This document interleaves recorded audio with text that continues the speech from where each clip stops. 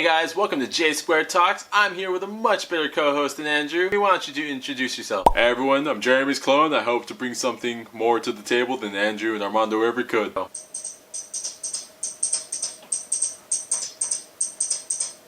Hey guys, welcome to another AJ Talks. I'm Andrew. And I'm Jeremy. And today we're bringing you a new review on the movie starring Will Smith and Will Smith with another Will Smith, and I think someone named Smith Will. Gemini Man.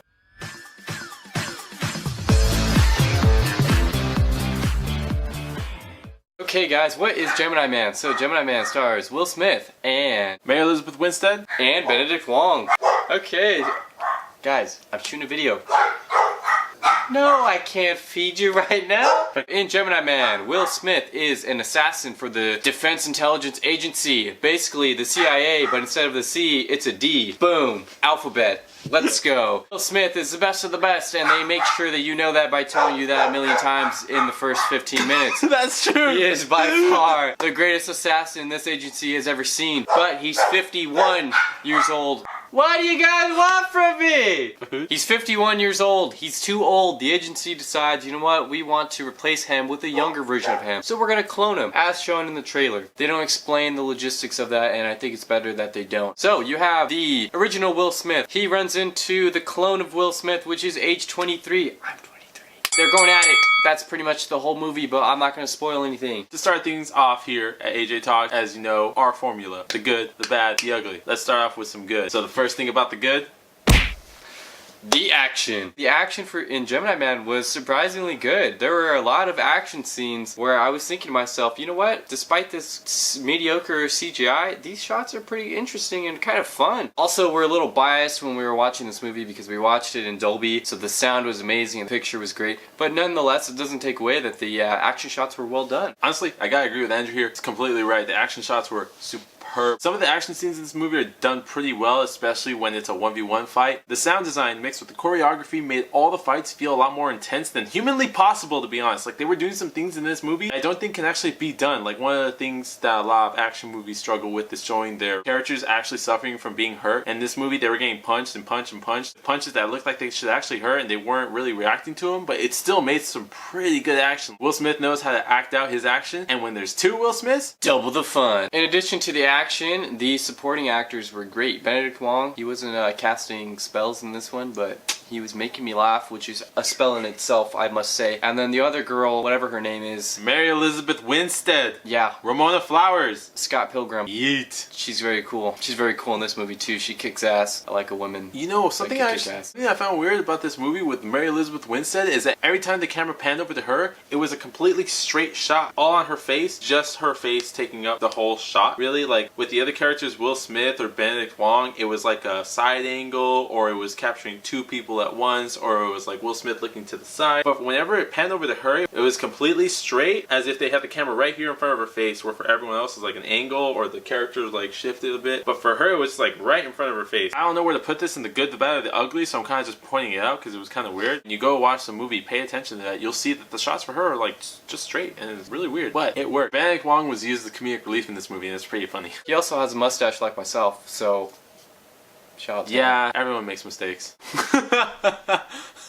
This is a good mistake. Another thing, this movie tried to pull at the heartstrings a bit, and like, I give it points for trying, honestly, because it kind of succeeded. If it wasn't for the terrible CGI on younger Will Smith, I might have actually bought it, but something that's as distracting as weird CGI really prevented me from feeling for the character. But it was written decently well. I would just put it in the good over the bad, because it wasn't bad. It got me to feel for the character. You sound a little like my bit, college professors in my writing classes. Andrew, your paper wasn't bad, but it wasn't good. Try again. We'll give you a C. The movie managed to kind of tug at my heartstrings. I wouldn't say tug. I'd say like they were able to like move, tickle a little bit. Hey guys, let's move on to the bad. The overall plot and the script. I had to double check with Jeremy after the movie because I am not sure that I understood the movie correctly. Maybe I'm just a little dumb.Maybe it was a long day at work, but I didn't know what the heck was going on. Jeremy didn't know either because we had to go to Wikipedia and confirm it. Whoa, no. Shut the hell up. Okay, no, I knew what was going on. I have the video. I have the video. Follow for like 90%. Roll the clip. Roll the clip. There is no clip to roll.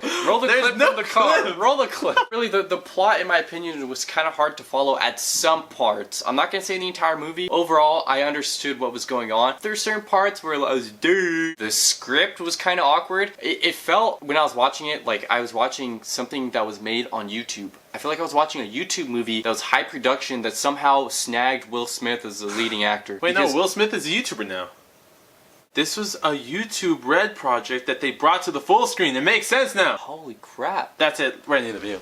But something just felt off. Like, this is a parody of action movies and assassin movies. So yeah, to piggyback off of what he said, as far as the bad goes, nothing in the first 30 minutes of this movie that happens is anything special at all. It's a classic tale of an ex-military dude who wants to go retire. They don't want to let him retire or something like that. He finds something out and now his country's out to get him. The thing this movie does that's different is have himself hunt himself. That's the whole gimmick with this movie. Makes for a pretty entertaining movie, I'm not gonna lie. Because, you know, over here at AJ Talks, we're biased towards Will Smith. Like, I will always try my best to support whatever he's in. I actually like the Aladdin movie. I love him. I realize we say that a lot in our reviews, but honestly, this movie didn't really make sense with some character decisions. I felt like they kind of made sense, but they didn't play them out long enough. A character would go from point A to point C, but we'd miss the B. Like, it makes sense how they got from A to C, but without the B, it kind of doesn't make sense. You know what I'm saying? You know what I'm saying? I know we talked about the action shots earlier, but one thing that did stick out to me in the bad, without spoiling anything, essentially, plot armor is extremely heavy in this movie, and I don't like plot armor that much. We're trying to keep this short, so we're going to wrap up the bad, go straight into the ugly. The ugly. This was actually CGI! While I was watching the movie, I was kind of just playing a little game, like, oh, is the CGI going to be good in this scene, or is it going to be bad? Stay tuned. And it was like a 50-50. Some of the shots of the younger Will Smith looked really good, and some of them not so much. I think the problem was that they used motion tracking instead of the de-aging software that exists. The technology is there. Now let's just go with motion tracking and do it hand by hand or scene by scene or however the hell they do it. So the dark scenes are the only scenes where younger Will Smith actually looks pretty good and you can't really tell it's CGI. Like, you can tell it's CGI, but it looks like pretty good CGI. But the daytime scenes with younger Will Smith, oh jeez, oh no. Oh man, yeah, like he literally looked like Jeremy. Like, he looked cartoonish. He looked more cartoony than Rocky and Bullwinkle in The Adventures of Rocky and Bullwinkle, the movie, when they become live action. It did not look good. Alright guys, let's move on to the rating now. Jeremy, what would you rate this movie? Oh, I would give this movie 6.5 Fresh Princes out of 10. Will Smith still does a pretty good job in this movie. Mary Elizabeth Winstead, Benedict Wong, they still did really good jobs. The movie just suffered from a lack of scripting, pacing, CGI. I could go on, but those are the big three. And would you watch this movie in theaters, or wait for Netflix, or just never watch it and pretend you never heard of it?